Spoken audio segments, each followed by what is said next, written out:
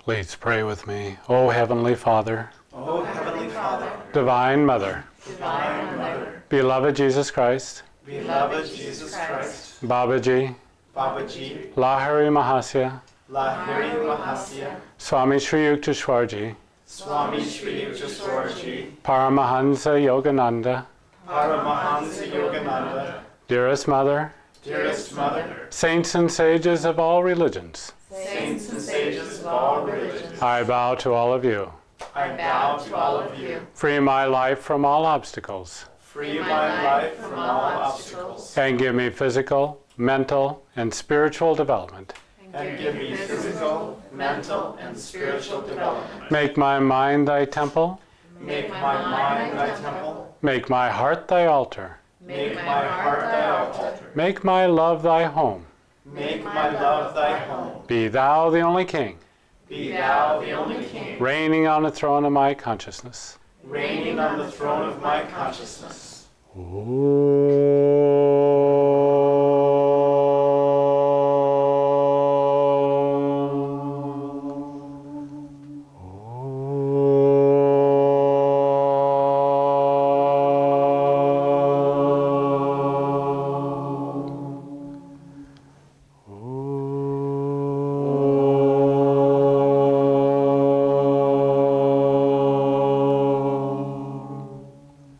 Peace, Peace, bliss, bliss. amen. Amen.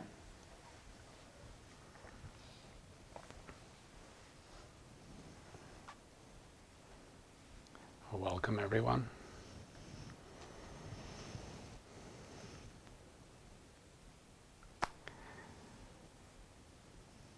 Been sitting here wondering what to talk about tonight. Talk about God. That would be a shocker. If you're accepting requests.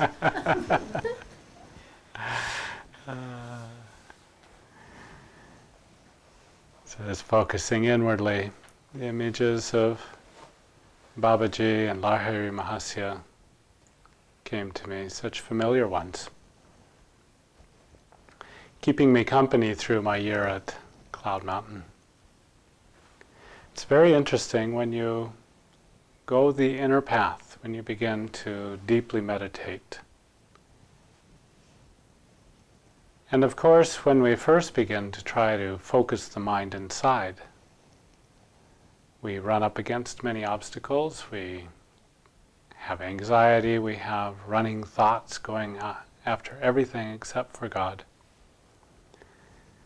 But if we persist, gradually we bring the mind under control.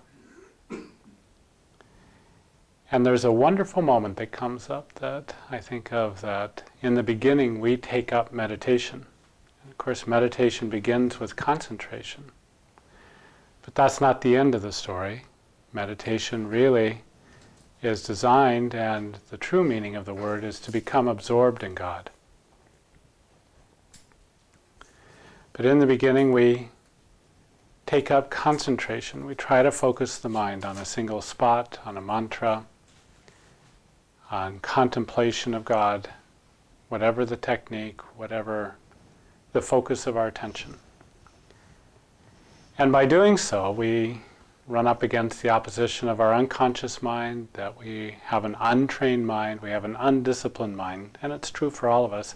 Even Arjuna in the Bhagavad Gita says, how is it possible to control the mind? And Krishna says, well, it is difficult.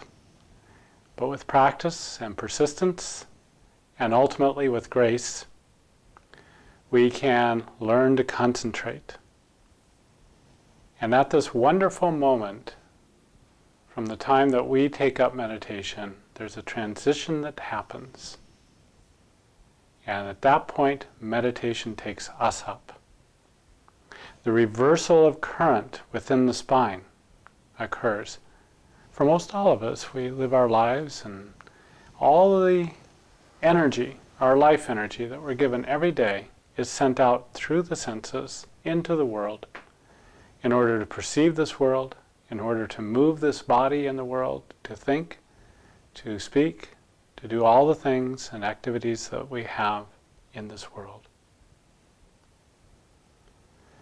But in this going the inner path, we reverse that life current from going through the afferent and the efferent nerves into the whole body system, and we draw it into the spine and up the spine into the higher centers.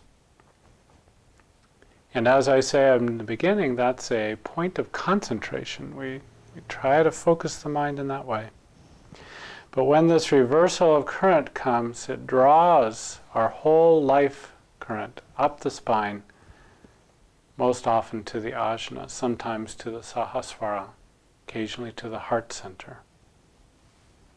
And we're told any one of these three spots, the heart center, the third eye point between the eyes, the sahasrara at the seventh, the crown chakra at the top of the head, any one of those are fine to concentrate, to meditate upon, to become absorbed into.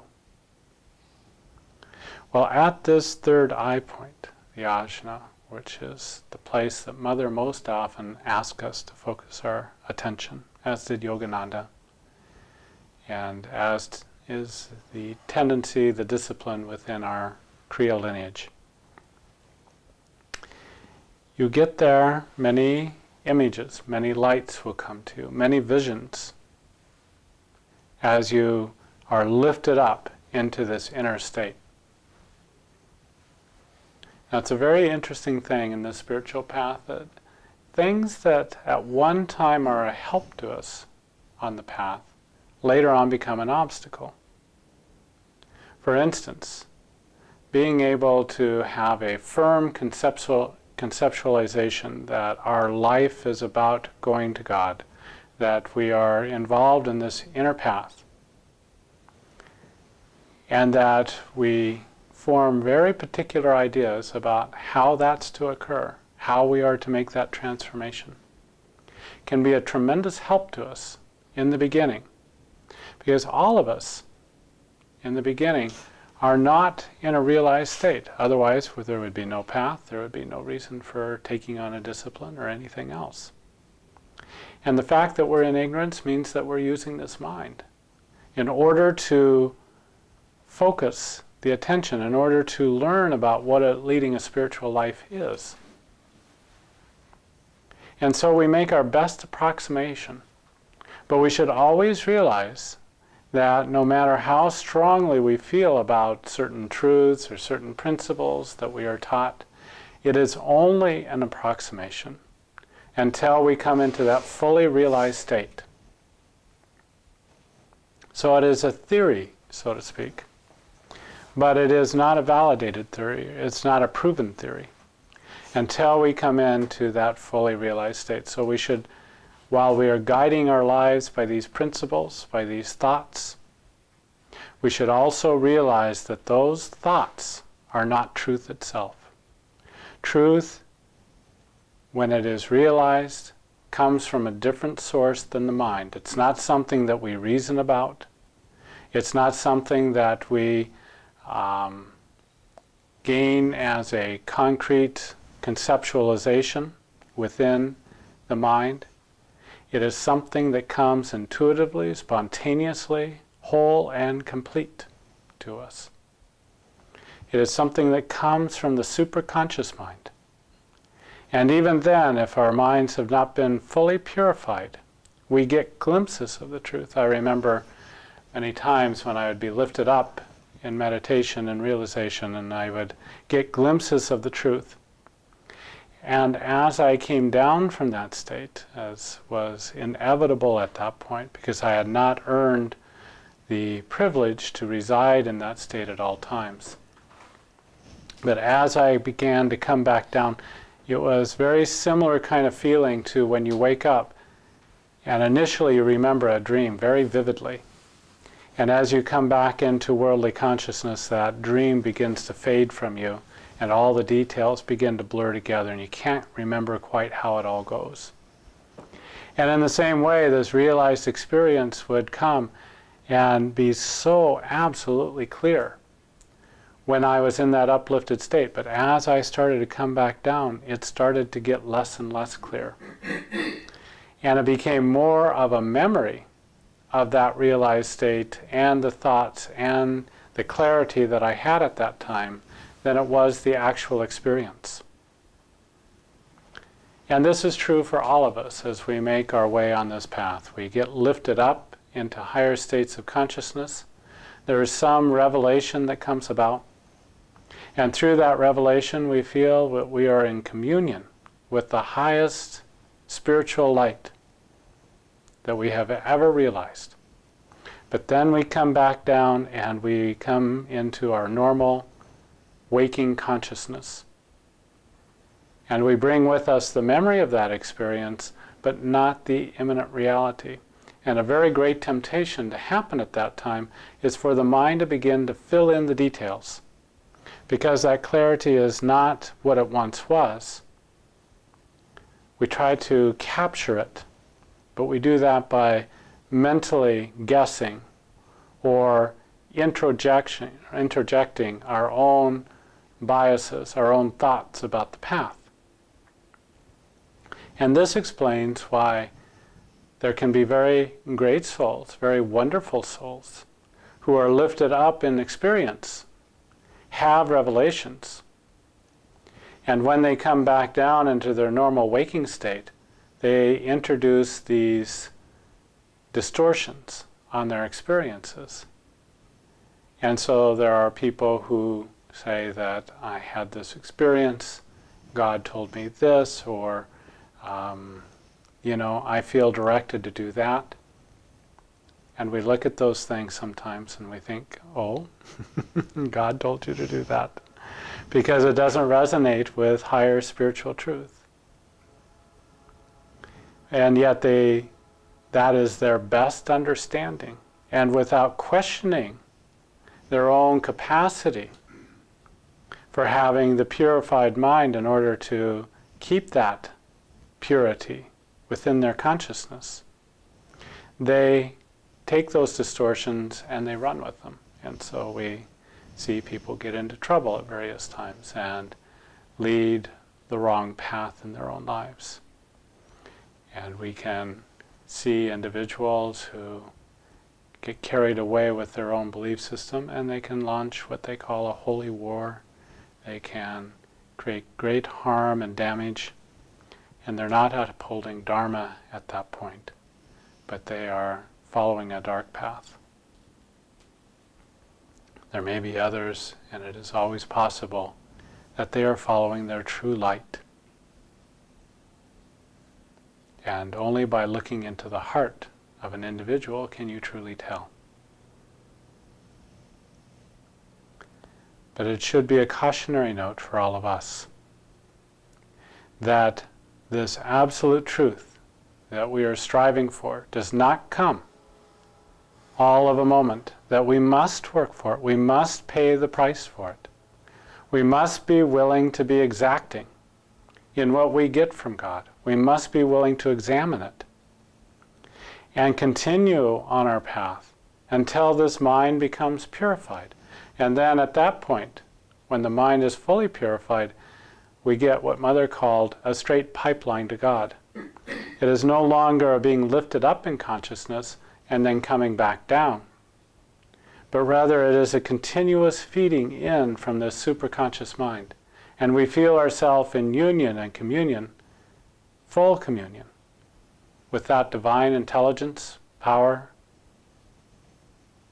uplifting presence and bliss. And as there's a commingling between this divine current that comes into our consciousness and our consciousness itself, finally there is that full purification that happens, where the human mind and the divine mind become as one. That the human expression is an expression of the divine, and that is how we are all created. That is the true purpose for which we were born for. All these other things, our occupations, our families, our children, all the other things that we do in this life are all an expression of divinity, but we have reversed the roles. The human ego has become the paramount aspect and focal point of our consciousness. And the divine has slipped into the unconscious. And many, many people are asleep to the divine. And they rest quite and dream quite contentedly in that asleep state. But when God within you is ready to awaken you, He resides right within your own heart, then He begins to awaken you. He brings you into those circumstances that are designed to transform you, to uplift you, to change you into that divine expression. And as we do that more and more, come into that divine expression, we find that it is not like we are becoming someone else, but it is like for the first time we are truly becoming ourselves. We have reestablished that link between the human and the divine. And we find that far from the human being an obstacle to divine expression, rather we see that everything is a natural expression of the divine consciousness. All this world resonates in harmony with divine consciousness. And there is no such thing as animate and inanimate. The walls, the air that we breathe, every living thing, and everything is living. And in that state, we realize that. We come into that full consciousness of it. It is as if the air itself that we breathe is charged with a divine consciousness. The sunlight that comes down is divine consciousness coming to us as sunlight. Every aspect is charged with this divine current. And it is thrilling, it is uplifting. It is love made manifest. And it is wisdom itself. And we realize in that moment that we have always been that. In truth, there has never been separation except within our own conscious mind, where we have perceived it as such. And in that moment, we come to know who we truly are, what we truly are. And this is a magnificent time when there is a reunion between the Atman, the soul, and the Para-Atman, the supreme soul of the universe. And we find that there is no separation, there's only oneness. And our consciousness expands out and out and out. And at the same time it contracts in and in and in. And we find that being human and being divine are one and the same. And it is a marvelous thing. There's no station of life. There's no outward signs. There's nothing that would necessarily indicate this inner reunion. But the person within knows. They know because it is the most profound experience that they will ever have in their lives.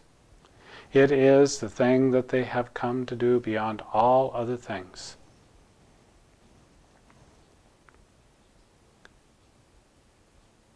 Unless and until we make that the paramount reason for our thinking, for our speaking, for our doing, we cannot come into that realization because we have to, from a human standpoint, sacrifice everything that we are.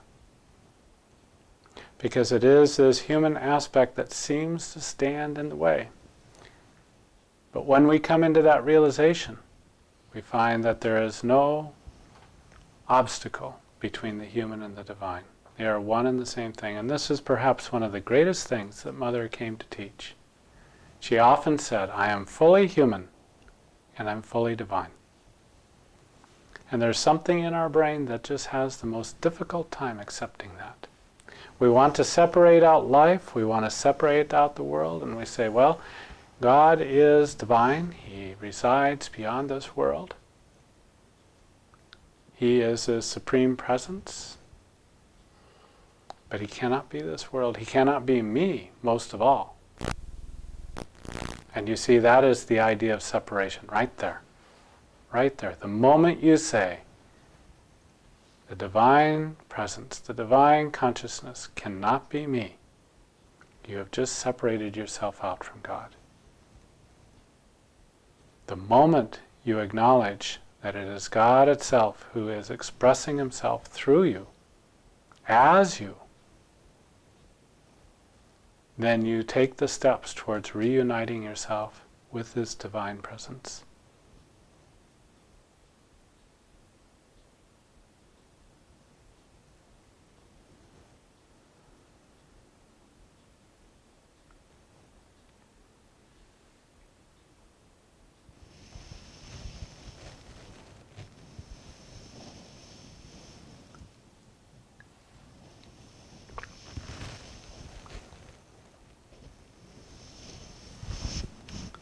That's my talk about God. It's the best thing in town, I think. It's, sometimes we get these ideas in our mind that God is, something for churches, or, the church lady, with the nose up in the air. But God is fun. God is life, all of life. And it's exciting. It's the most demanding. It's the most interesting. And it's the most life-charged endeavor that we could ever hope to embark on. As much as whatever area of interest captivates you, whether it be of sports or science or some kind of hobby or whatever that is, that's just a tiny aspect of God. And God is so much greater than that and more interesting than that. You think of the creative intelligence that it took that went into creating this world just in itself, all the different aspects of it. How things operate, the intelligence that went into that is absolutely beyond belief. And to think about focusing your attention on that as being boring or staid or somehow won't be fulfilling, it's just silly. That's the ego whispering to us. That's the ego saying, oh, no, you don't want to go there. So really, it is the most marvelous thing that we can embark upon. Try it. You'll like it. I was wanting you to give us a metaphor, because I try and talk to the kids about, God is like a light bulb, like the energy going into the light bulb and how He animates us or whatever. And I couldn't come up with anything, but you just gave it to me with that,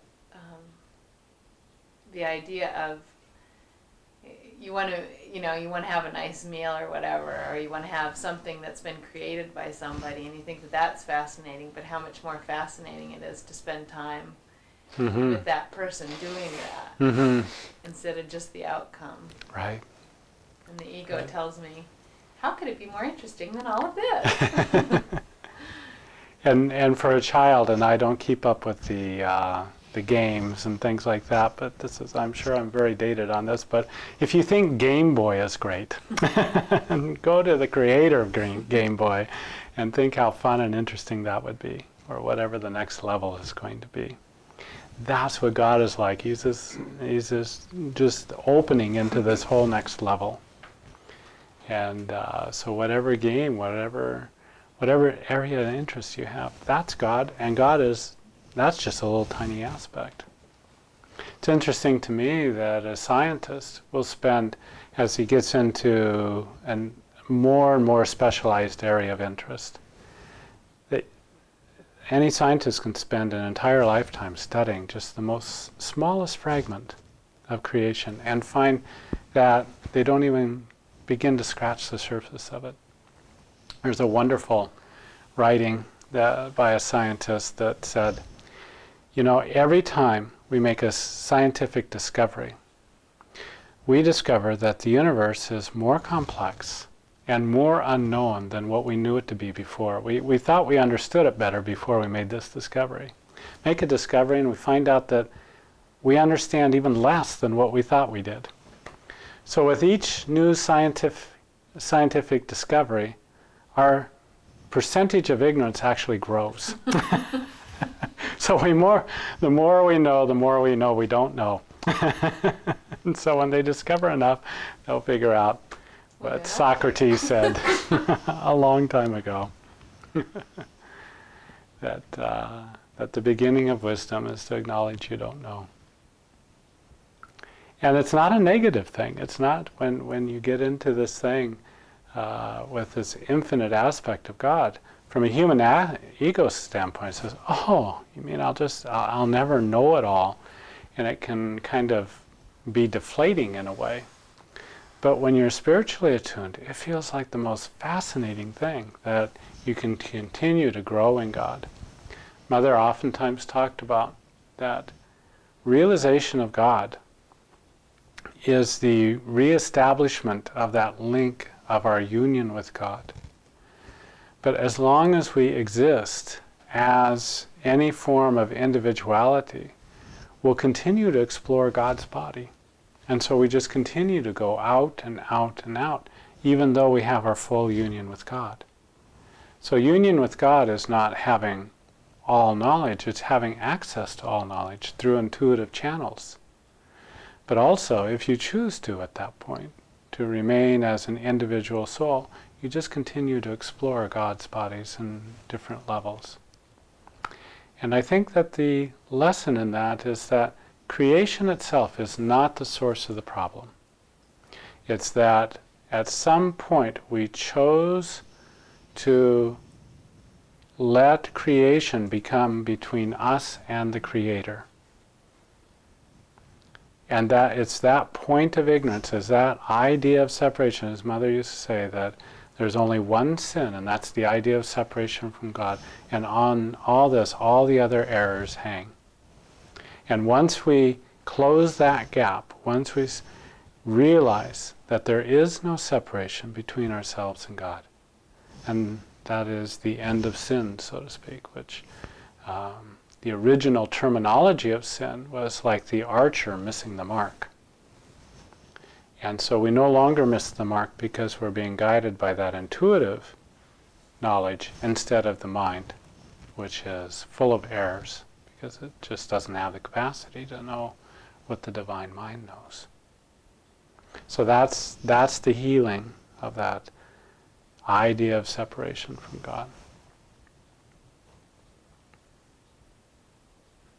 That's what we're all about.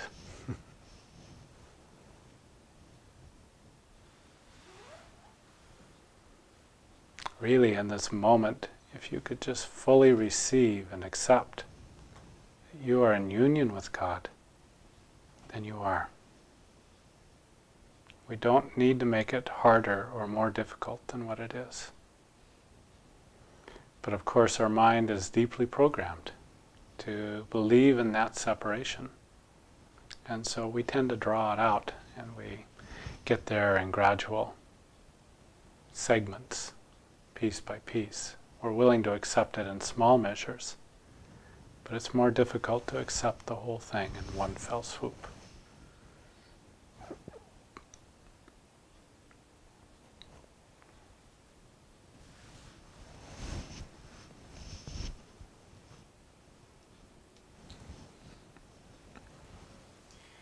David, I see a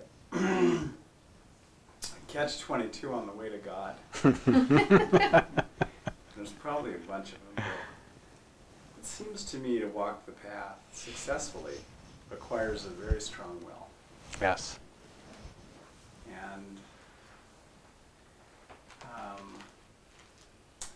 the strong will to me speaks of a strong ego. Mm-hmm. So, as you desire God or you want to go to God, you have this very strong ego constantly cropping up in very subtle ways. Sometimes you're even unconscious that it's not even an inner conversation, but it's like you said, don't go to God. Mm-hmm. There's too many fun things to do. Mm-hmm. don't go down that boring path or any of 1,000 other things that your ego comes up with. Right. So here's this catch-22. It takes a strong will to go to God. Even a strong ego. Right. Mm-hmm. A strong sense of self. Right. And yet that's exactly what has to be killed. Mm-hmm. So to go to God successfully, you're going up against a giant, Uh-huh. a strong man. Mm-hmm. So how do we kill the rascal? Well, there's a fundamental rule, and that is the ego cannot kill the ego. Right. The mind It'd can't like- kill the mind. That's right. You'd like to think it could, Right. because then it stays in control of the game. But that means that the ego stays in control of where it's going. So it can't happen. So there is this ascendancy up the path that requires great tenacity on our part, and actually a strong sense of self, or a strong ego, as you were pointing out. If you don't have that, you don't have the organizing principle within your own mind to really focus your whole attention on some goal, and this is the greatest of all goals. So the wonderful thing about life is it's all preparation for this path. Every time we set out to accomplish something, it's all practice in accomplishing this greatest goal, and it's strengthening us for that. And oftentimes, Mother directed people into areas to strengthen their ego, into business, into occupations in life, to dress nicer, to present themselves better, and all with the idea of strengthening the sense of self, because if you have a very weak conception of yourself, you're not going to make it on this path. So you do have to have a strong sense of yourself. But what happens is that as you strive and strive and strive and make great efforts, you finally come to this point where you realize that all that striving cannot get you to the goal. And yet, you can't short-circuit it, because you have to have that full sense of yourself. But as you bring your full energies into this goal, and then you come to realize, of myself, I am nothing. I cannot do it. And at that moment, the ego can surrender itself. Fully, completely. I really know I can't do it. It's not just something that I read in a book or I heard from somebody speaking. I know I can't do it myself. And at that moment, we can really let go and surrender, and that allows for divine grace to come in completely and sweep us up.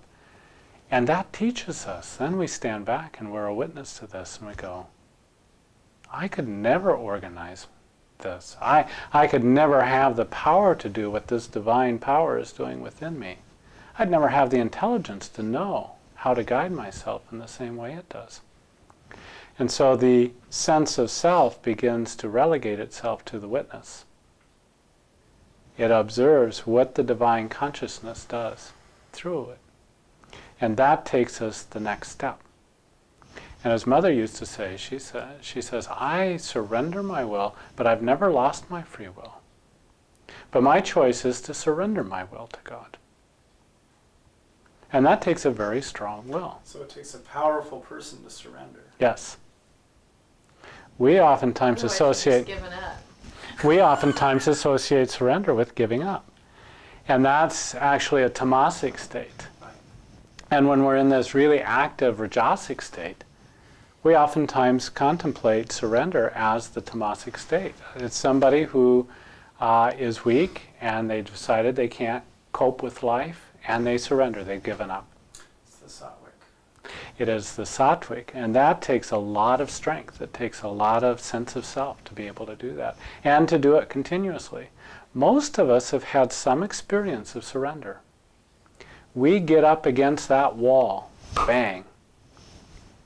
Whatever that is, it's an emotional moment in our life, it's some circumstance in our life that really puts us up against the wall, and it brings us to our knees. We think, I cannot do this. I cannot do it. And most often our mind turns to prayer. And in that moment of prayer we say, God, I need your help. If I've never needed you before, I need you now. You really feel it. You're not trying on a pair of clothes, to see how it feels. You're brought to your knees, so to speak. And in that moment, your ego collapses into the sense of full surrender. Your whole attention gets focused there, and you feel that grace come in and pick you up.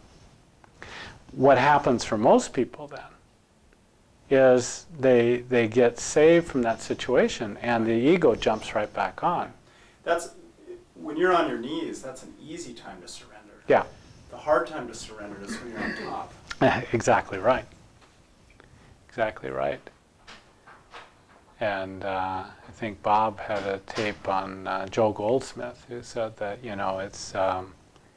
it's possible for a millionaire to know that his real source of abundance is not in his bank account. It's possible, but it's probably rare.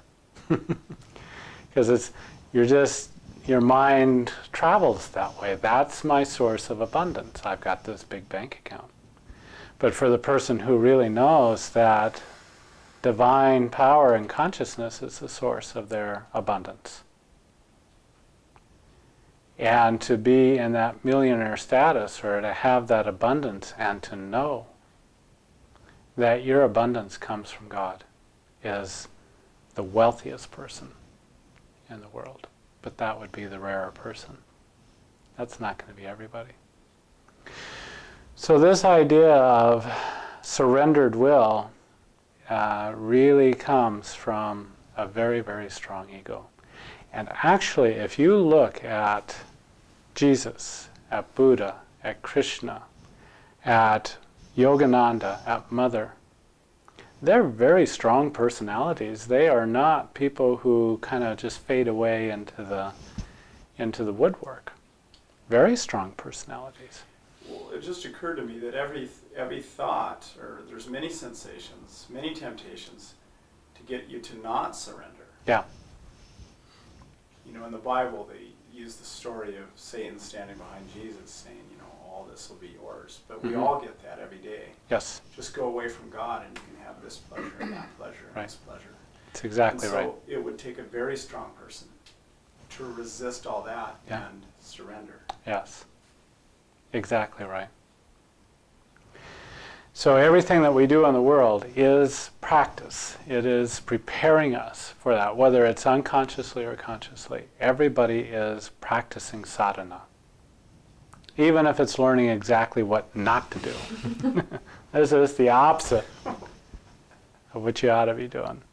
And through the pain and all the rest of it, we get it eventually. As Elizabeth Hike says in an initiation book, eternity is long enough. It's just how long do we want to crack our head against that wall? And so God is just very willing to let us play in the field as long as we want to. But when we turn our minds back in this direction, then all these resources come in and support us in doing it. But we also have to face everything that we did in the outgoing path, going away from God. So it's like going out so far, you go up hills, you go down hills, you go up mountains, down mountains. And at some point you say, I've traveled far enough, and there's just no airplane or helicopter to pick you up and take you back to the beginning. So you have to turn around on the exact same trail, go up those same hills, go down those same dales, go up those same hills, go down those same dales, until you get back to the place of origin. And if you get halfway back and you kind of get swept in that outward stream again, there you go. There you go. And it's when you get that determination, it's when you get that absolute, this is the purpose of my life. It's the real purpose. And nothing else stands above it or gets placed as a priority before it. This is first in my life. And that's the kind of determination and focus we need. And it's really... There was a shortcut. I thought there. No, I mean honestly, I thought there was a shortcut. Like if you just surrendered it, then you got there. But all that means is that you just walk the path a lot faster and more determined. It doesn't mean that you just go zoom and you're to the end, does it? Well, if you can focus your mind in that direction, then all those forces sweep you toward your goal. And so you get there much, much faster. And of course, we are given this great gift of Kriya that also accelerates because it focuses the attention on the spine and gets us directly where we're going to. But nevertheless, you still have to face those things, but it can be at an accelerated rate. It could be me or Papa going over those mountains. Mm-hmm. And sometimes your life gets very thick, you know. You got a lot of things going on and you think, my God, maybe I was better off before I got on this spiritual path. This is tough. But you're being taken at this accelerated rate back, and so you're just sloughing off things left, right, and center. You're taking care of them. And so sometimes your life seems very, very condensed on the spiritual path. That's why. But we can amazingly remove lifetimes worth of patterns and difficulties in this one lifetime.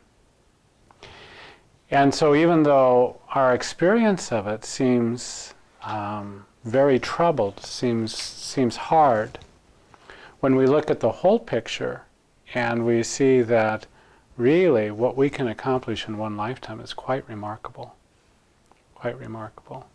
then we see in total balance that we really were given great grace, even if it doesn't feel like it in the moment. There are all sorts of examples with masters of that accelerated pace. You know, look at Maharaji, look at Papa. And there's more. Mm-hmm. Lots more. What's difficult sometimes looking at somebody else's life is you never know where they start from. For instance, if you're going to take a trip to New York and you start out in New Jersey, that's a very different journey than if you start out in New Mexico. Much less if you start out in Hawaii or Japan. So where you start the journey from, sometimes somebody can stay in New Jersey and they look pretty darn wonderful there, but they make very little progress. And that's why it's so important not to compare. That's right. That's right. But when you focus your mind on your goal and you know that that's where you're going to, and you bring your full attention there, and you're connecting your mind to God, you're always reaching back for that connection, that's the opening that this grace comes through. Because grace, this is a very interesting thing that I was shown one time. Grace is constantly pouring to us. But why don't we get it? Or why does it seem like some people get it and other people get it? And what I was shown was that through our own free will, we close the doors to grace. Sometime in our past, we said, no, I don't want that. It's like the small child the mother is trying to help guide the hand to do something, and the child says, no, leave me alone. I want to do it. They've refused grace. They've refused that help. And as souls, we've done that. And God doesn't interfere with our free will. So to reverse that, we have to put as much energy and intensity in our intention to open the doors as we did at closing the doors. So in our prayer to God and to reestablish that connection, and in our meditation, we have to create as much intensity in that as we did in some distant past where we closed ourselves. But grace is always coming to us, but God just will not trespass against our free will. And if we said no, and we set that boundary and we said no way, God will not cross it until we reverse the orders and we say, all right, this is what I want. But grace is never absent, but it allows it to flow. And that's why grace can be all around us. We can be swimming in a sea of grace and not be experiencing it. Or why some people seem to experience and other people don't. Or even why we pray for it sometimes and it doesn't seem to come. Because we have not generated enough of that intensity to match what we did when we closed the doors. I found that very interesting. Spiritual physics. Mm-hmm. Another example is close to home for us. Sometimes intellectual people say, humanistic approach too, to say that if that's the way this world is, I'm not interested in that God. Mm-hmm. It's closing the door. Mm-hmm. Because God can create any world He wants to. Mm-hmm. And it can look as strange as it does. Mm-hmm. But He does know what He's doing. Mm-hmm. The world is exactly the way it's supposed to be. It's a tremendous surrender. Yeah, it really is. The humanist does not want to say that. Mm-hmm. It's difficult. We look at the tragedies from September 11th and we say, that's God. That's exactly the way the world's supposed to be. It takes, as Swami Satchidananda said about Papa, it takes a very great soul to be able to say that. It takes tremendous realization to come to that universal vision. And it is rare. It is not common. Even amongst great masters, that universal vision is rare. And I think we're very blessed in having Papa be able to write so articulately about it, to have Mother as such a wonderful demonstration of that universal vision. And when we survey the world of spiritual literature and spiritual masters, we find that it's not as common as we'd like it to be. But by focusing our mind on the universal vision, what a great shortcut that is. The world is God. And by opening your mind to that concept and beginning to think about it, you open yourself to the grace of that truth. And that grace can sweep you up. And you can come to realize it. It is not far away. Great spiritual masters will make God feel very close, very knowable. They may also say the difficulties of the path, but they will make you feel as if God is very attainable, very close, because they know it to be true. They know it to be true because they're experiencing it. They know they're swimming in a sea of it. And as one of my favorite quotes from Kabir, not an exact quote, a paraphrase, but that fish swimming in the ocean complain that they are thirsty. We're all swimming in an ocean of Ananda, of God, and we complain that we're thirsty. But the very air is charged with that Ananda. Our whole beings is charged with that bliss, with that presence. But who has the eyes to see, the ears to hear?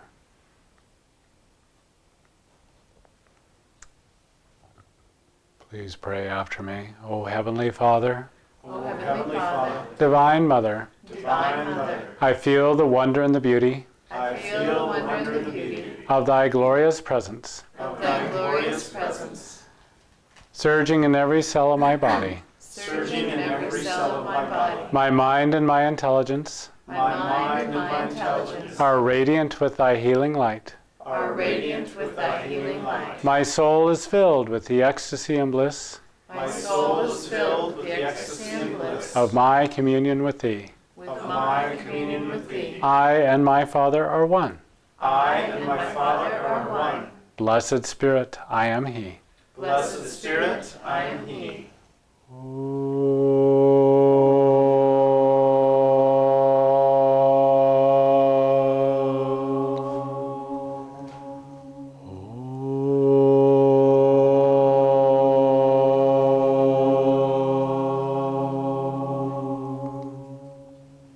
Peace. Peace. bliss. bliss. Amen.